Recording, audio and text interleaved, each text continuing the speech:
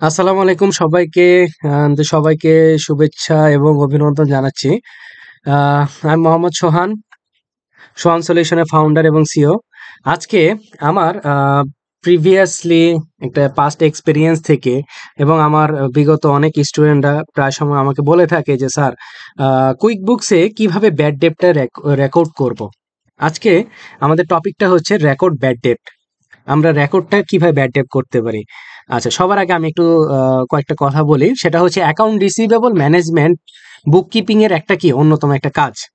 ক্লায়েন্টের account receivable রিপোর্টে দেখা গেছে যে ইনভয়েসের ডিউ ডেট মেয়াদ উত্তীর্ণ হয়ে গেছে, কিন্তু এখনো পেমেন্ট হয় নাই। আপনি ক্লায়েন্টকে জিজ্ঞেস করে জানতে পারলেন যে ভবিষ্যতে এই টাকা আর পাওয়ার সম্ভাবনা নাই। এক্ষেত্রে আপনাকে ইনভয়েস ক্লোজ করার জন্য কি ব্যাড ডেট রেকর্ড করতে হবে। কিভাবে করবেন, আসুন আমরা ডিটেলসগুলো এই ভিডিওতে আপনাদের সাথে শেয়ার করার চেষ্টা করব।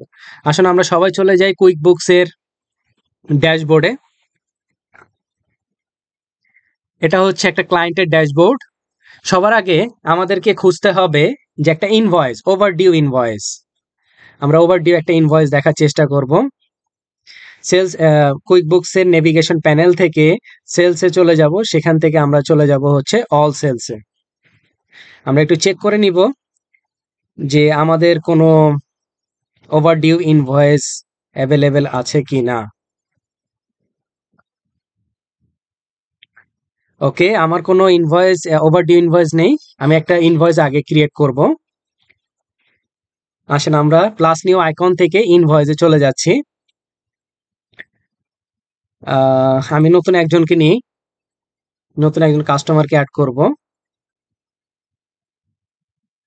ব্যক্তির নাম দিব হচ্ছে রবার্ট উইলিয়াম।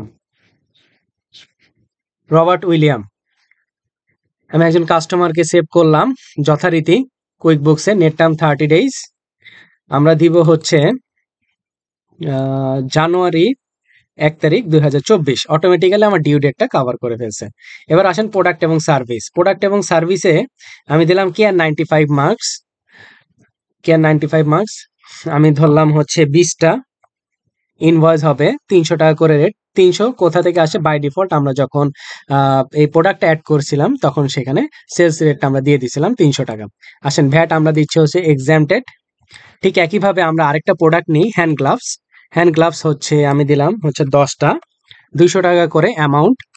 ভ্যাট এটাও আমরা এক্সামটেড হিসেবে রাখলাম। আমার মোটামুটি কাভার করা হয়ে গেল। সব ওকে, 7 ক্লোজ দিয়ে দিব। এই যে দেখেন আমার একটা ওভারডিউ ইনভয়েস ক্রিয়েট হয়ে গেছে। এখন আপনার যে ক্লায়েন্ট রজার অ্যাসোসিয়েটস, উনি আপনাকে জানালো, কারণ আপনি কি একজন বুককিপার হিসেবে রজার অ্যাসোসিয়েটে কাজ করতেছেন। উনি রজার অ্যাসোসিয়েটের যে ব্যক্তি, উনি আপনাকে জানালো ক্লায়েন্ট যে ও রবার্ট উইলিয়াম নামক যে কাস্টমার আছে, ওনার কাছ থেকে এই যে 8,000 টাকা সেটা আর পাবেন না। ধরে নেন আজকের তারিখেই, আজকে হচ্ছে নভেম্বর 14, 2024। আপনি আজকে আর তার কাছ থেকে এনশিওর হইলেন যে সেই আর টাকাটা দিবে না। আসেন এবার আমরা এটাকে কি করব, একটা ব্যাড ডেট আমরা সৃষ্টি করব। এখন এটার জন্য কি করতে হবে? সবার আগে আমাকে কি করতে হবে? একটা চার্ট অফ অ্যাকাউন্টস ক্রিয়েট করতে হবে। একটু ডুপ্লিকেট করে নিব।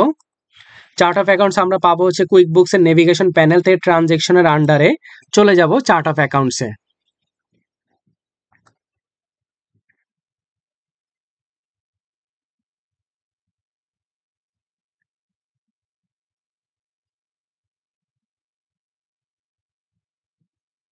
ওকে, চার্ট অফ অ্যাকাউন্টসে আমরা চলে আসব। সেখান থেকে আগে আমরা অ্যাড করব ব্যাড ডেট। একটু আমরা চেক করে দেখি ব্যাড ডেট নামে কোনো আমার চার্ট অফ অ্যাকাউন্ট আছে কিনা। ব্যাড ডেট নেই। তাহলে আমরা এটাকে নিউ আইকনে চলে যাব। নিউ আইকনে চলে গিয়ে আমরা এটাকে অ্যাড করব। অ্যাকাউন্ট নেমে দিব ব্যাড ডেট। অ্যাকাউন্ট টাইপ হবে এক্সপেন্স।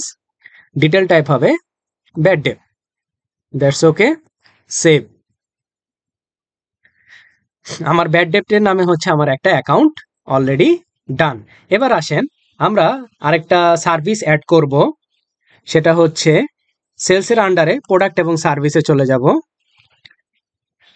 এখান থেকে আমরা নিউতে চলে যাব, সার্ভিস অ্যাড করব, সার্ভিসের নাম দিব হচ্ছে ব্যাড ডেট। আমার সেল প্রাইস আপাতত পক্ষে 0 রাখতেছি, আর ইনকাম অ্যাকাউন্ট হয়ে যাবে হচ্ছে আপনার ব্যাড ডেট। এখন পর্যন্ত আসে না, আমি আরেকবার একটু রিলোড দিব, কারণ আমাকে এখানে অ্যাকাউন্টটা দিতে হবে হচ্ছে ব্যাড ডেট। আবার নিউতে চলে যাব, সার্ভিসে যাব, নেম ব্যাড ডেট হবে, সেলস রেটে 0, আর অ্যাকাউন্টে আমি চলে যাব ব্যাড ডেট। এই যে ব্যাড ডেট চলে আসছে, জাস্ট এই কাজটুকু করে আমি সেভ অ্যান্ড ক্লোজ করে দেব। তাহলে আমার কি করলাম, আমার চার্ট অফ অ্যাকাউন্টসটা ডান। এবার আসেন আমরা ব্যাড ডেটটাকে ক্রিয়েট করার জন্য একটা ক্রেডিট নোট করব, আর অবশ্যই পাশে সেই ইনভয়েসটাকে ওপেন করে রাখবেন। ক্রেডিট নোট নাম হচ্ছে রবার্ট উইলিয়াম। আমরা রবার্ট উইলিয়ামকে ক্লিক করব, ক্রেডিট নোট করব হচ্ছে আজকের তারিখেই। আজকে হচ্ছে নভেম্বরের 14 তারিখে আমি জানতে পারলাম, আর এটাকে আমি এই টাকা কাস্টমার রবার্ট উইলিয়ামের কাছ থেকে টাকাটা আপনার ক্লায়েন্টের আদায় করতে পারবে না। তাহলে এখানে আমরা কি দিব, প্রোডাক্ট অ্যান্ড সার্ভিসে ব্যাড ডেট দিয়ে দিব। এবার আসেন রেট, কোয়ান্টিটি একটাই থাকবে, রেট কত টাকা আর আদায় করতে পারবেন না, 8,000 টাকা।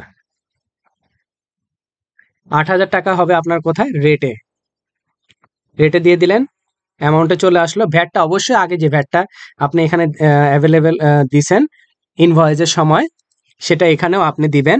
ভ্যাটে আপনি দিবেন হচ্ছে এক্সামটেড, কারণ আমরা পূর্ববর্তীতে এক্সামটেডটা দিয়ে আসছি। তার পরবর্তীতে আমরা জাস্ট সেভ অ্যান্ড ক্লোজ করে দেব। এবার আসেন আমরা একটু সেল সেন্টারে চলে যাব, একটু রিলোড দিব, রিলোড দিয়ে এটার ইম্প্যাক্টটা দেখার চেষ্টা করব।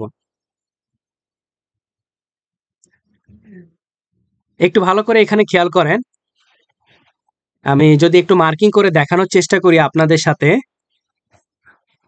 এখানে রবার্ট উইলিয়াম, তার একটা ইনভয়েস ছিল 8,000 টাকা, সেটা ক্রেডিট নোট হয়ে গেছে -8,000 টাকা। তারপরে পেমেন্ট হয়েও credited by QuickBooks online link, credit to charges 0 দিয়ে ক্লোজড করে দিছে। তার মানে আমার ব্যাড ডেটটা অলরেডি ডান। এখন আমি এটা কোথায় চেক করতে পারবো, এই যে পেমেন্টের যে তারা একটা ইন্টারফেস শো করতেছে, আমি এখানে ক্লিক করব, ভিউ অ্যান্ড এডিটে চলে যাব। ভিউ অ্যান্ড এডিটে চলে গেলে আমি সম্পূর্ণ ইম্প্যাক্টটা দেখতে পাবো। দেখেন রবার্ট উইলিয়ামের নামে অ্যামাউন্ট কত, 0 দেখাচ্ছে। আউটস্ট্যান্ডিং ট্রানজেকশন, তার একটা ইনভয়েস ছিল 8,000, এখানেও ক্লিক করা ছিল, ক্রেডিট নোটটা ছিল কত, 8,000। তাহলে এই দুইটা 8,000-এর কারণে এখানে অ্যামাউন্ট রিসিপ্টটা হয়ে গেছে কত, 0। তা এরপরে আমার কত তারিখে পেমেন্ট ডেট, আপনি চাইলে এখান থেকে পেমেন্ট মেথডটাও ক্লিক করে দিতে পারেন, এটা নট ম্যান্ডেটরি। আপনার এইভাবে করে চার্ট একটা ব্যাড ডেট ক্রিয়েট করতে হয়। তাহলে আমি যদি একটু শর্টলি বলার চেষ্টা করি, প্রথমে একটা ওভারডিউ ইনভয়েসকে যখন আপনি ব্যাড ডেটে রূপান্তর করবেন, তখন তার জন্য চার্ট অফ অ্যাকাউন্ট লাগবে এক্সপেন্সের আন্ডারে। তারপরে হচ্ছে সার্ভিসের আন্ডারে আপনাকে একটা সার্ভিস অ্যাড করতে হবে ব্যাড ডেট নামে, সেটার চার্ট অফ অ্যাকাউন্টস হবে আপনার ব্যাড ডেট। দেন পরবর্তীতে আপনি কি করবেন, একটা ক্রেডিট নোট করবেন সেম অ্যামাউন্টের, সেম কাস্টমারের। তারপর এখানে যখন কোন তারিখে করবেন, অবশ্যই আপনি যেই তারিখে এনশিওর হবেন যে আপনার সেই কাস্টমারটা আপনাকে আর টাকা দিচ্ছে না, তাহলে ওই তারিখে ব্যাড ক্রেডিট নোটটা করার ফলে কি হবে, অটোমেটিক্যালি সেটা ব্যাড ডেট আকারে কাউন্ট হয়ে সেটা ক্লোজড হয়ে যাবে। তা আশা করি সবাই বুঝতে পারছেন। সবাইকে ধন্যবাদ। ইনশাআল্লাহ পরবর্তীতে কোনো আরেকটা ভিডিওতে নতুন কোনো একটা টপিক নিয়ে আলোচনা হবে। আসসালামু আলাইকুম।